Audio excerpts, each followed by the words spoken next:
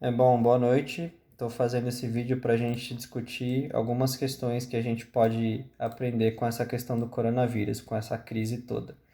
Primeiro que a gente estava seguindo uma linha, o Paulo Guedes estava propondo, o ministro, né? Estava propondo uma linha liberal, não, vamos vender tudo, vamos privatizar tudo, porque o público não presta, todas as empresas privadas, as públicas, quer dizer, são lixo, não presta, o serviço público não presta, é ruim, ineficiente. E aí eles vendem a ideia de que somente o privado funciona, né? O hospital privado é melhor, a escola privada é melhor, né? Essa ideia começou nos anos 80 com o Ronald Reagan, que foi o presidente dos Estados Unidos, e com a Margaret Thatcher, primeira-ministra da Inglaterra também, certo? Ou seja, então é uma doutrina econômica e política que favorece o privado, né, o campo privado da sociedade, e detona o público. Então, essa é a ideia. Tudo que é público é um lixo, não presta, e tudo que é privado é maravilhoso, é muito superior, certo? E aí a gente vai discutir algumas questões que vão ficar depois disso. Qual é realmente o papel do Estado? O que o Estado tem que fazer? Será que o Estado tem que fazer o que os políticos acham que deve ser feito ou que deve cumprir o que está na Constituição?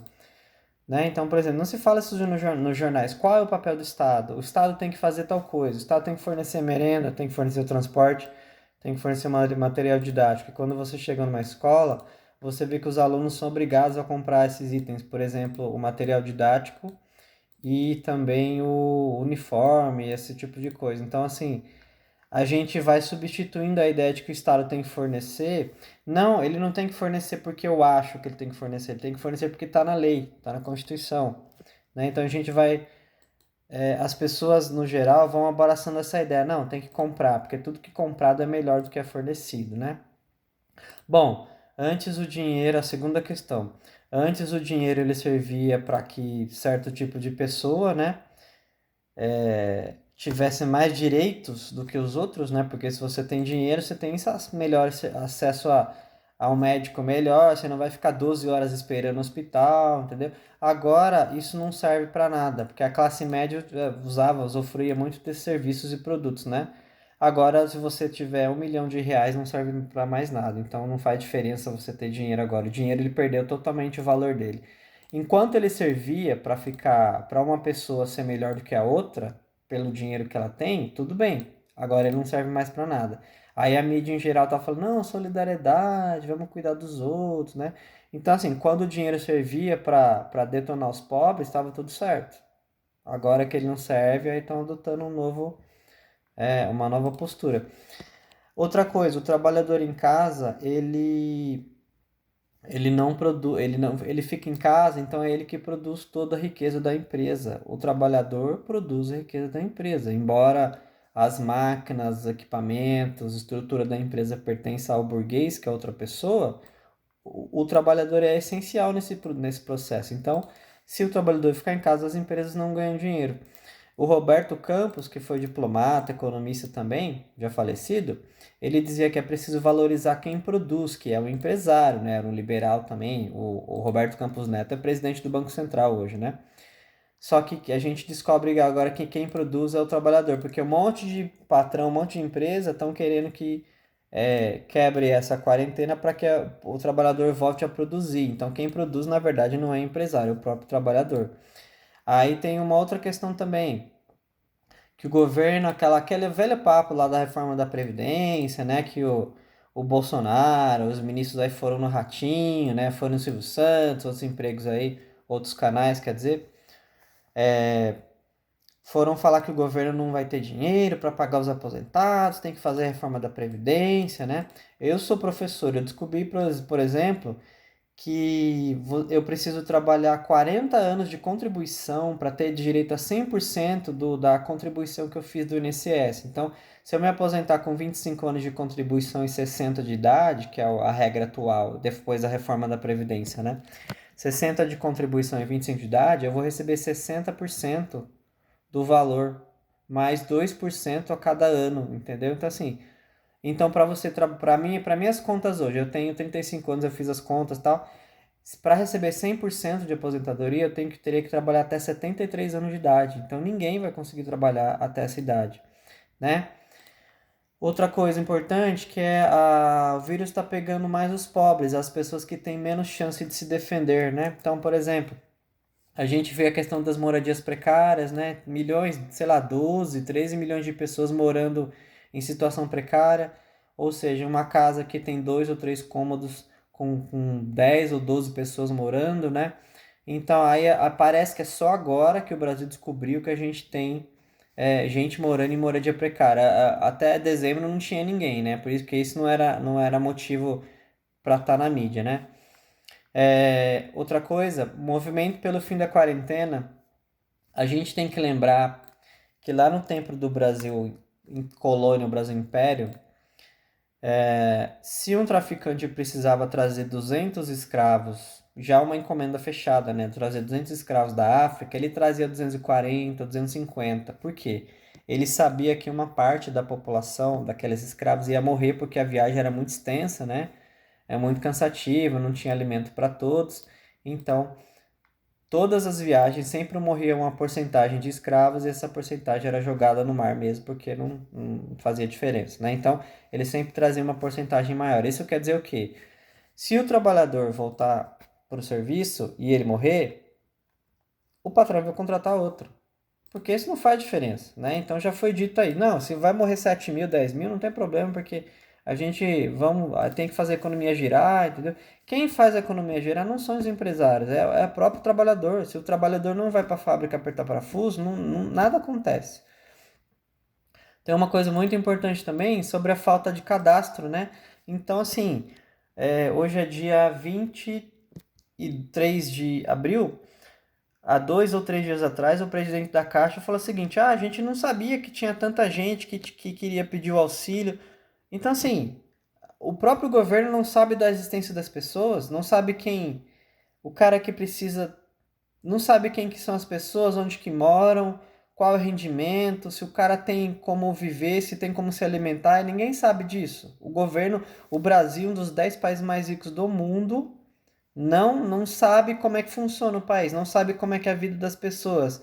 Aí o presidente da Caixa falou assim: a gente não sabia que tinha 30, 40, 50 milhões de pessoas nessa situação. Então, quer dizer, o governo que está aí, eu acho que a função principal do governo é cuidar das pessoas, independente da sua ideologia, do seu local de moradia, é cuidar das pessoas. E com certeza o Estado tem que cuidar daqueles que são mais vulneráveis, né?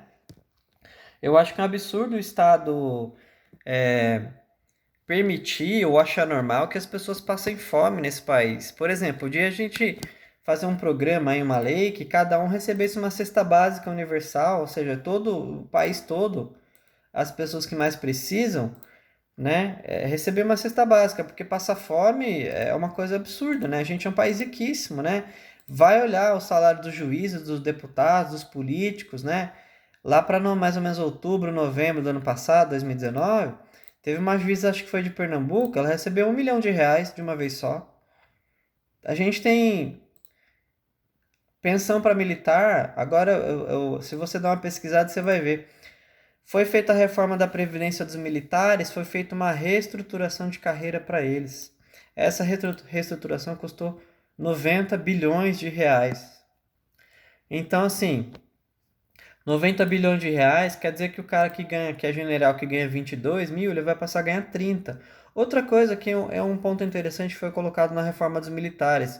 Quando o militar ele se aposenta, ele recebe um bônus de 4 vezes o seu salário. Então, por exemplo, se ele recebe 20 mil, ele vai receber 4 vezes 2, ele vai receber 80 mil reais. Agora esse bônus foi aumentado de 4 vezes o salário para 8 vezes. Então, são 8 vezes o salário. O cara se aposentou, ele ganha 20 mil, ele vai receber 160 mil reais de uma vez só. Essa é a nova reforma dos militares. Agora eu pergunto para vocês: temos cerca de 300 mil militares no Brasil. Qual é a função do militar hoje? Vocês podem me responder aí. Então a gente descobre que o capitalismo não funciona se o trabalhador não vai para a empresa e se a população não consome, né? A gente tem aí um país riquíssimo, nós temos uma pobreza muito crescente, muito grande, E aí o cara que ganha 3, 4, 5 mil reais, ele acha que o pobre tem que morrer de fome, que é vagabundo, que é comunista, né? Porque assim, historicamente, se você lembrar lá do Jânio Quadros, daquele Marcha da Família com Deus pela Liberdade, você vai perceber que tudo que é direcionado ao pobre, qualquer programa direcionado ao pobre ou miserável, é visto como comunismo. Eu acho que não tem nada a ver. O Estado ele tem que prover o mínimo de condições para que as pessoas tenham uma vida digna. Então, por exemplo, nos 3 primeiros meses do ano, o governo arrecadou 600 bilhões de impostos.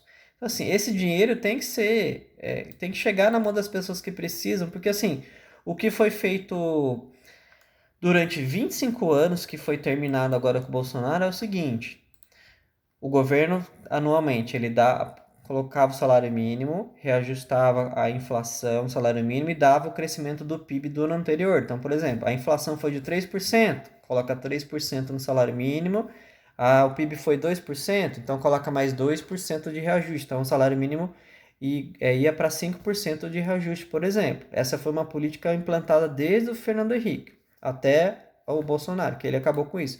Agora ele vai dar o quê? Somente o reajuste da inflação. Ou seja, não vai ter ganho real. E aí você não precisa ser um mestre em economia para entender o quê?